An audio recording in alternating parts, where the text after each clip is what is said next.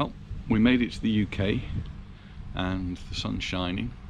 Many people have asked how was the journey, what was it like when we came to the UK from Mallorca, and so I thought I'd make a little video just to explain the hoops and hurdles that we had to jump over in order to get here.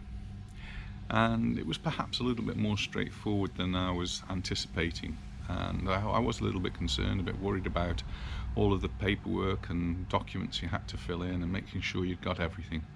But really it boiled down to just a few things and just get those things sorted. So the first thing, obviously, you've got to book your flight, and obviously that's not changed very much since before the pandemic. So we just booked a flight. Did actually change our flight midway through all of this. I decided that the plans that I had were not really going to be suitable. It meant a lot more travelling around the UK, and I wasn't comfortable with that. So we changed our flight from Manchester to Southampton, Southampton being closer to our family in the south of England. So that was the first stage, getting the flight organised. The next thing is we've got to do some paperwork.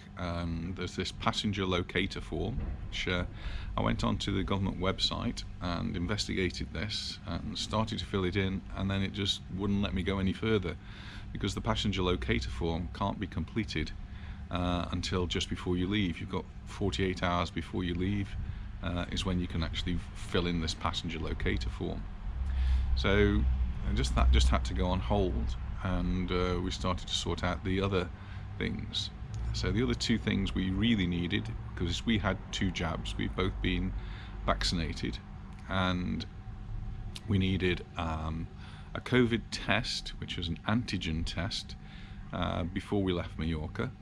The government suggests that you have a PCR test, but it's only a suggestion, it's an advisory thing. You don't have to have that, and the PCR test is considerably more expensive, more than double the antigen test. Our antigen test cost €30. If we'd wanted to have the PCR test, it takes longer and it costs €75. So we opted for the antigen test, and we actually did that the day before we travelled. So we had to do it within a couple of days before we left, and we went the day before.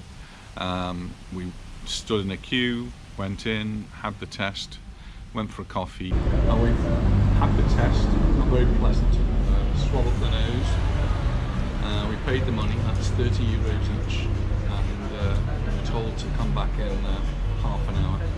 So we've come to Chimelli's, one of our favourite places in Portal's Nest, to have a coffee. And, we'll go back in half an hour and hopefully get this negative result. And that'll be one more hurdle jumped. It's really hot today. Really, really hot. Hopefully it'll be a lot cooler in the UK. Well, we're back at the COVID test centre, and we're just waiting for our results now. Hopefully they'll come back negative so that everything's okay for tomorrow. Here she comes. Are we fit to travel? Yeah. Negative. Right, that's a relief. Next bit done. So that was one thing we had. The other thing we had to do was to organise a day 2 test in the UK. So when we arrived here, and I'd seen on Facebook and other places people had recommended different companies to do these with, but I started by going to the government's website, and when you go to the government's website, it had I think 400 different options to do it, and they were all in an order of price. So I went straight for the cheapest one, £20 I think it was. When I clicked on that and went to this site, the £20 wasn't the test I wanted or needed. It was some other test, and by the time I looked at it, it was going to cost me £90. So I thought, well, I'll just go with the one that people have been recommended on Facebook, which was a company called Randox. And so filled in all of their information and paid I think it was about £45, it was just over £90 in total that I paid for the 2 tests. And they send the packages off to your address. Now, one little issue I did have with that is that my address in the UK was my daughter's address, and when they first tried to deliver it, there was no one in the house, and that was because they were out, and they said they would try and deliver it on the following day, which they did. Unfortunately, there was somebody in the house, but just thinking, if I was actually away on holiday, there would be nobody in my house, and I'm not sure what would happen if Randox couldn't actually deliver the packages. Anyway, that wasn't an issue for us because it was received and it was waiting for us when we arrived in the UK. So with the Randox, they give you some numbers that you have to put into the passenger locator form. So the passenger locator form requires some very specific information, and it was much more detailed than I was expecting. So it was asking lots and lots of questions, and you needed to have those answers about the flight, what time it took off, what time it landed, where it was going, the actual number of the aeroplane that's going, the flight number. All of that had to be entered in. They even wanted to know your seat number. Fortunately, we were flying with BA to Southampton, and a day or two before, BA actually sent us the seat numbers, so I thought I was going to have to book in with BA and be given a seat number, but it didn't happen. They already sent me the seat numbers, so I just entered those in and filled in the rest of the form with the Randox details that had been given to me, and we printed everything off.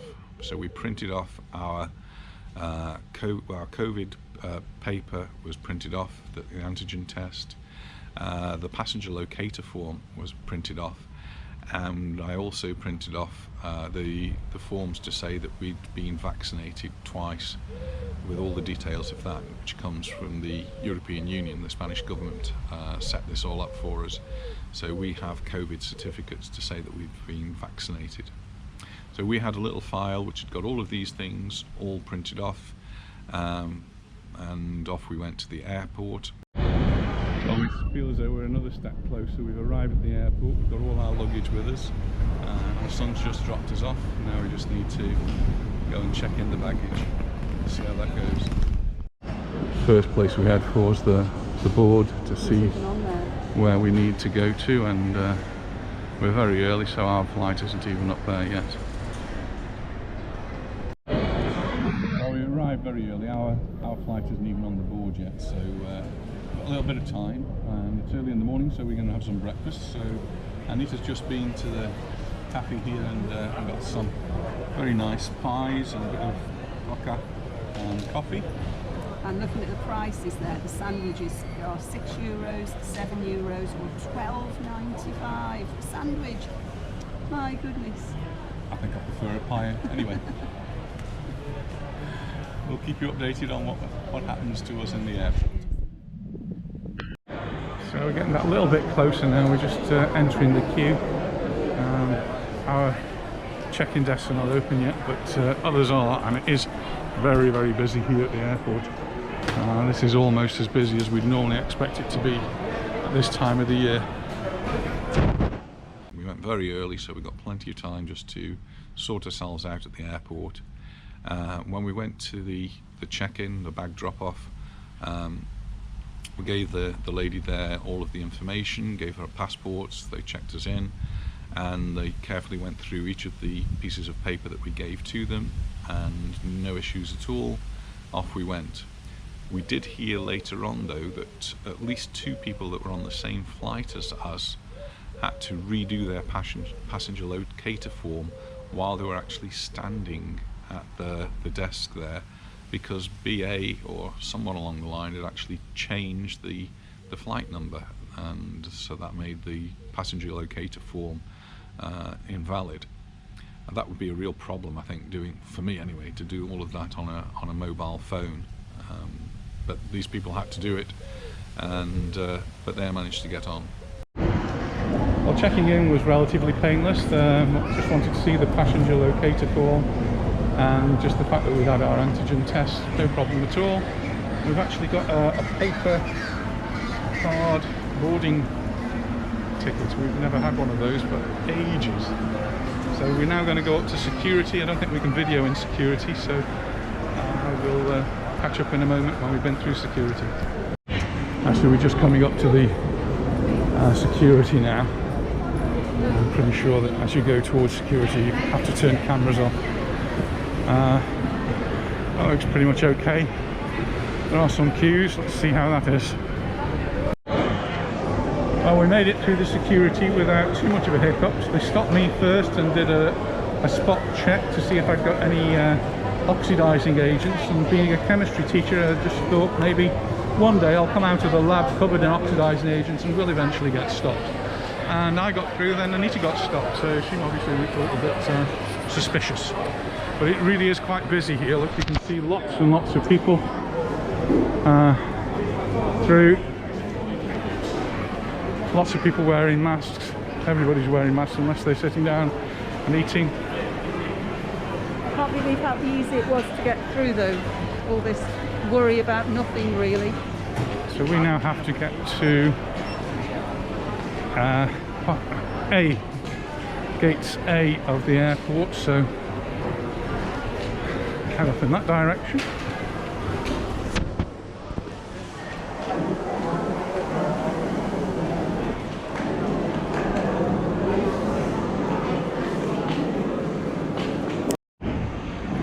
So because we are British, we go from a different part of the airport. It's no longer part of the European Union. We have to go through passport controls. We've got that to come to. Now it starts to get a little bit quieter down here. All the time we can check the board, and our information is going to be coming in about 9 minutes time. So by the time we get there we'll know which gate we're actually going from.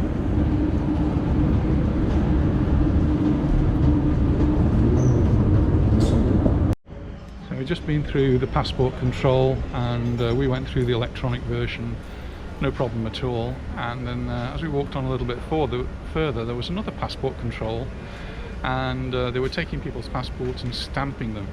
But we've got a residence card, so I gave the residence card in with the passport, and they looked at them, they checked them, but they didn't stamp them. But others, anyone who's not a resident here, you're going to get your passport stamped every time you go through the passport control, I think. What does that mean?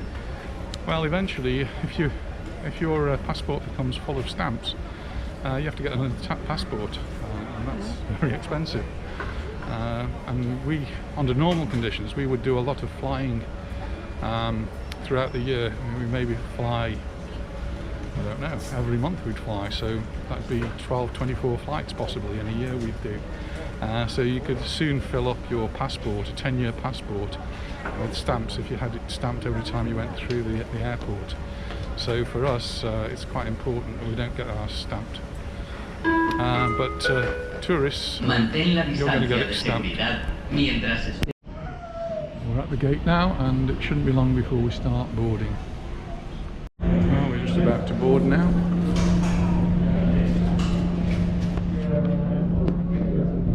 Very many on the flight. Have a look when we go on the plane. It's not a very big plane. Things are starting to move now. And we're just going to go down the tunnel. Guess the plane's ready for us. It's getting exciting now. How long are you going back to the UK for? 2 weeks. So you're basically the heat wave that's going through here? Yeah. I can't believe that we're here at last. Well, we're not quite here, we're still in Palma, but we're on the aeroplane. Not many people on the aeroplane at all. A lot less than half full. I thought there'd be a few more. About 100 got off this plane. It's not a big plane, but it seems to have seats all around us. So looking forward to a nice, comfortable, easy flight to Southampton. I'll let you know how we get on a little bit later. They'll be snoring soon. I was up early this morning. We were up very early this morning. Well, we've just been through the safety procedure, and we should be pulling away any moment.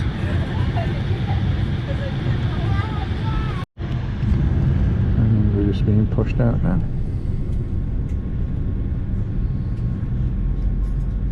It should soon be taking off.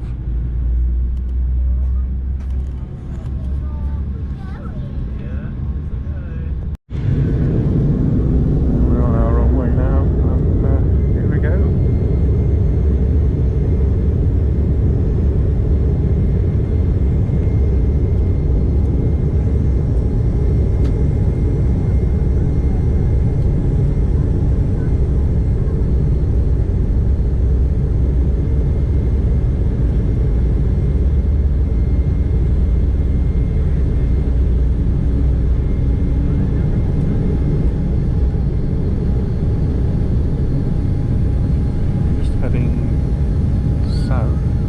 Very hazy because of the sand and dust that's in the air.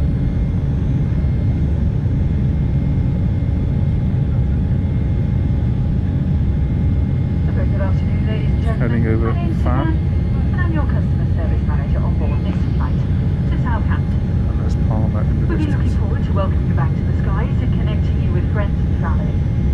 Working with me today is Richard, and we're available throughout the flight if there is anything that you need. I would like to add my personal welcome to you all and welcome back our Executive Club members and One World frequent flyers.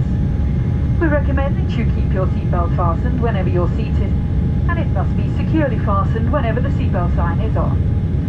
When it is safe to leave your seat, take care when opening the overhead lockers, as items may have moved and could fall out and cause injury. I would once again like to take this opportunity to share some important information about our new hygiene and So at safe the distancing distance you can measures. actually almost see our We ask that house. you stay in your seat as much as possible and avoid walking around the cabin or queuing in the galley areas. Before using the toilets, we ask that you check the occupied signs are no longer lit to avoid waiting in line. We require The flight itself was really good. We were given hand wipes when we got on the plane, and everyone wore a mask throughout the trip. Everything went very smoothly, and when we got to England, we just go through security. Went through security in Palma as well, I suppose I should mention that, but no issues at all. I got stopped to be swabbed, which they do at a random test, and Anita actually got swabbed as well. They're just looking for oxidizing agents, but no issues there. And then in the UK, when we landed in Southampton, you go to the passport control. The only thing they were interested in was our passports, so gave them the passports, and it was, well, they looked at it. I don't know if they scanned it. I think they scanned maybe all of them, but no issues there. And there was a taxi waiting for us to take us off to our daughters. So here we are in Mallorca, in England now, and we have to do the test. So we did the test on the second day, which is actually called day one. So day 0 is the day you arrive, day 1 is the day after, which is when we did the test. So just in the morning we did the test. And one little issue I think with Randox is that you have to put it in a drop box somewhere, and it was in the most curious of places. It was in a hotel, but not actually, it was in the grounds of a hotel, and it was just a man in a building, and there was just a box on the floor with lots of Randox boxes, so we've just dropped that off. Well, we've done our Randox day 2 test, and now we have to drop it off in the most peculiar of places. Come to a hotel.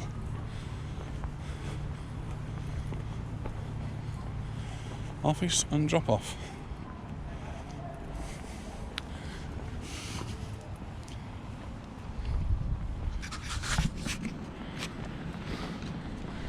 Well, we're in the right place, it says. Drop your sample off here. And that's it. I don't know whether we'll hear anything. It just seems a total waste of £90 to me. But anyway, we're here and we're enjoying our family, and everything else is working well. The next thing, when we start heading back to Spain, to Mallorca, we're going to have to do whatever the Spanish government require, which pretty much is just a passenger locator form, because we've been both double jabbed.